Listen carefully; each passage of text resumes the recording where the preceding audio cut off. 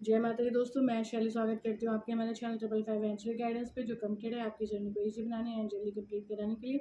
इसी रिगार्डिंग आज का वीडियो, और आज के वीडियो को स्टार्ट करने से पहले पूरा चार्ज देते हैं गणपति बप्पा माता रानी बाबा शिव को, एंजल्स एंड सिस्टर्स को, ताकि आपको बेस्ट हेल्पफुल वीडियो प्रोवाइड की जा सके। चलिए शुरू करते हैं। और आज का टॉपिक है काल सर्प दोष and divine souls, twin flames, Shiv शक्तियाँ। तो एक कमेंट आया था चैनल पे कि क्या जो है ट्विन फ्लेम्स के जीवन में काल सर्प दोष होता ही होता है। तो हम इन सब के बारे में बात करने वाले हैं। सबसे पहली बात है कि काल सर्प हर ट्विन फ्लेम के कुंडली में होता है, ऐसा नहीं है। मतलब काल सर्प दोष की जो परिभाषा है वो हर ट्विन फ्लेम की कुंडली में लागू हो, ऐसा नहीं है। लेकिन ट्विन फ्लेम्स के जीवन में राहु और केतु एक ऐसा संबंध जरूर बना लेते हैं जो काल सर्प दोष के ही परिणाम प्रदान करते हैं।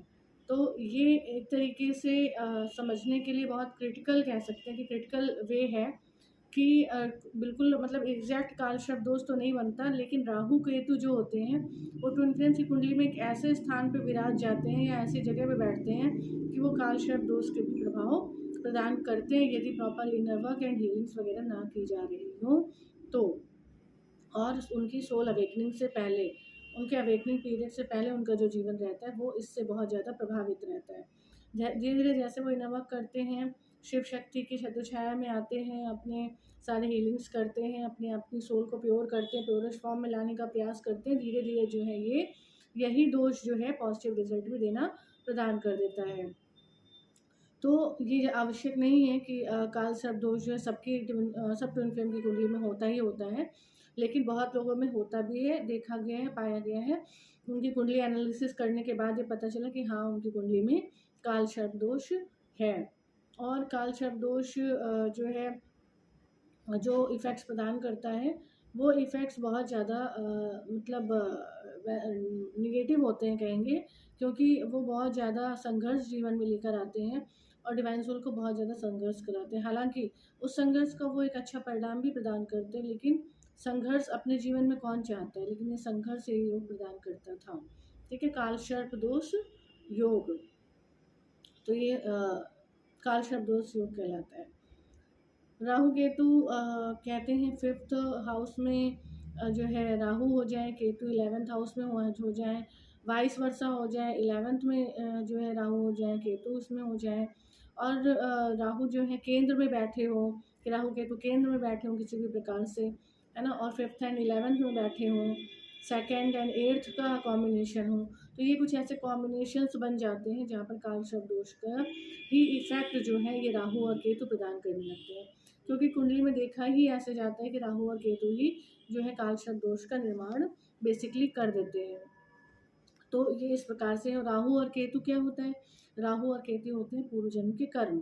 ठीक है, तो पूर्व जन्म के कर्म होते हैं जिसकी वजह से ऐसा क्रिएट होता है किसी की कुंडली में। ऐसे अपने आप नहीं होता कि किसी कुंडली में काल सर्प दोष उठा के रख दिया गया, ऐसा नहीं होता है। पूर्व जन्म के कर्मों की वजह से वो योग बन जाता है। लेकिन हमने बहुत सारी कुंडलियों के एनालिसिस में ये पाया है कि 90% डिवाइन सोल्स के जीवन में ये योग आंशिक या पूर्ण दोनों में से किसी रूप में बनता ही बनता, उसके इफेक्ट्स होते ही होते हैं।